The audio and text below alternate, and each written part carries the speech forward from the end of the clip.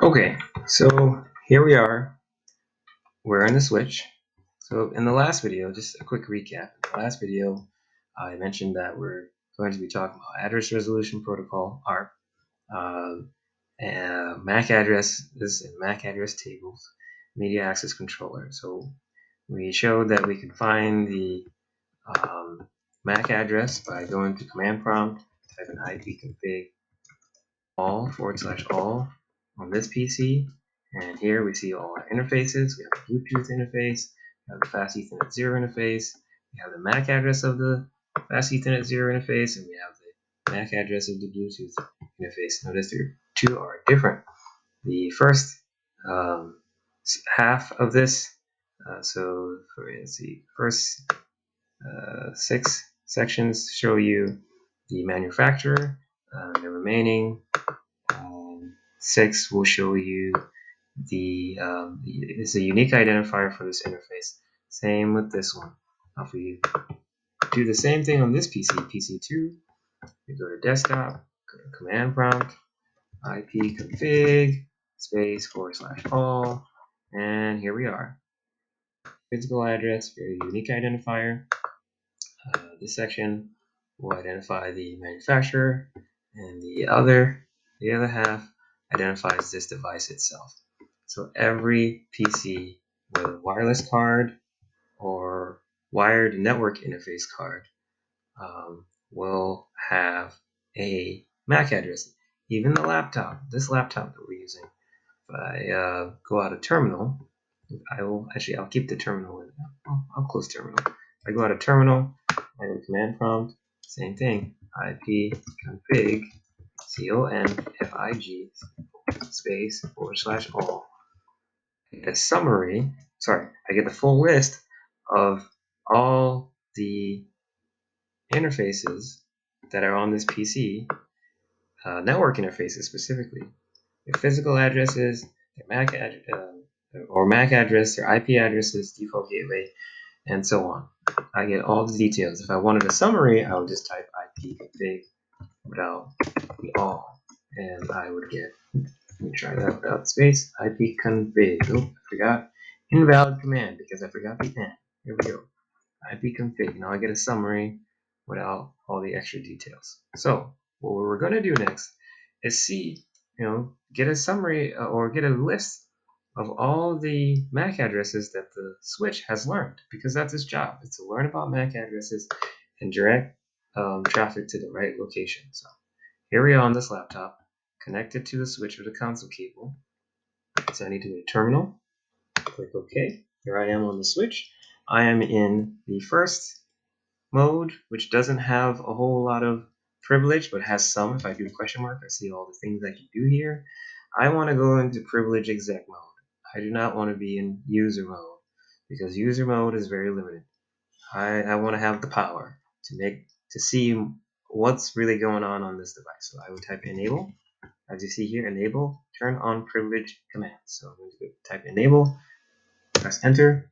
Now, a visual difference between privilege mode, user mode, and privilege exec mode is after the name, you'll see a symbol. In this case, we have a greater than symbol when we're in user mode, and we have a hashtag when we are in privilege exec mode.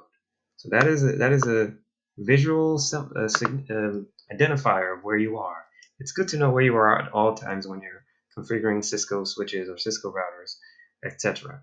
So I want to see, allow one more space, I hit enter. I want to see what this switch has learned so far. So I would type show MAC media access controller, show MAC address dash table. Show space MAC space address dash table. Enter.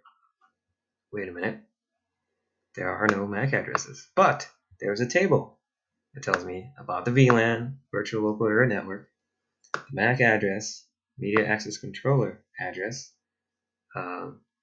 the type, and ports. The two main things we focus on are the MAC address and the ports. So basically, if this switch learns about PC0 or PC1, it'll say, okay, here's the MAC address of the device that's connected to FA0, Fast Ethernet 02, and well, yes, the MAC address of what's connected to Fast Ethernet 02. The port would be the Fast Ethernet 02, and the MAC address would be the device that's connected there. But switches learn about MAC addresses when a message comes from the device to it. So, in order to have communication go through the switch, we're going to need to be on a internet protocol network. We're going to assign IP addresses to these devices, and then we're going to try to send pings to one another, or send some kind of communication. I'm going to use pings as an example to each other, and then see if we get a response. A ping is, in the network world, when you're using IP addresses, you can compare it to a telephone. You pick up your phone, you dial the destination number. You don't dial your number, you dial the destination number. It calls that person, and let's say the person doesn't, says, "Oh yeah," the person picks up, and then you communicate. So that's essentially what we're going to do with the ping. The ping is a command, P-I-N-G. You type it in command prompt. Typically, it works on Cisco switches, Linux operating systems, Windows operating systems, and so on. Let me demonstrate. So let's assign the IP address. I'm just going to create labels. I go under here at the top where you can place, it says place note. I will place little notes of the IP address. I'm going to use the class C private IP address /24. So 192.168. Let's say 1.1/24, which means it has 255.255.255.0. There are 24 bits in the subnet mask that identify the network. So the next one is going to be 192.168.1.2/24. 192.168.1.3/24. And 192.168.1.4/24. So now I'm actually going to assign it to the PCs. So I'm going to go to PC 0. I go to desktop tab right here where we see the screen of the this PC. Go to IP configuration and say 192.168.1.1. The /24 goes into the subnet mask section. In decimal, it looks like this: 255.255.255.0.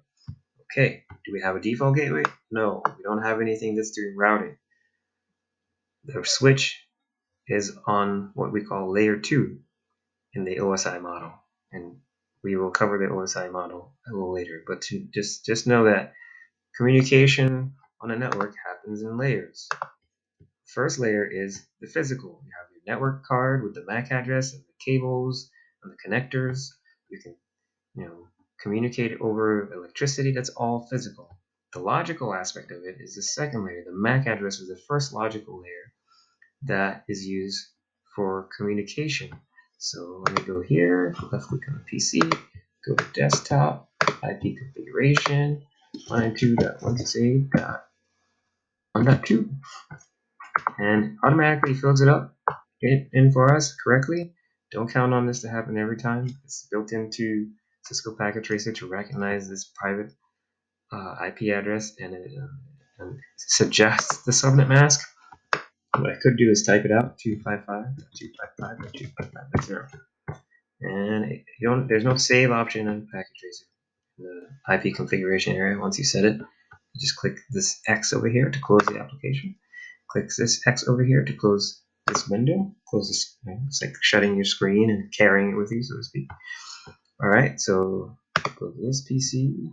This is the 3, so 192.168.1.3. 552552550.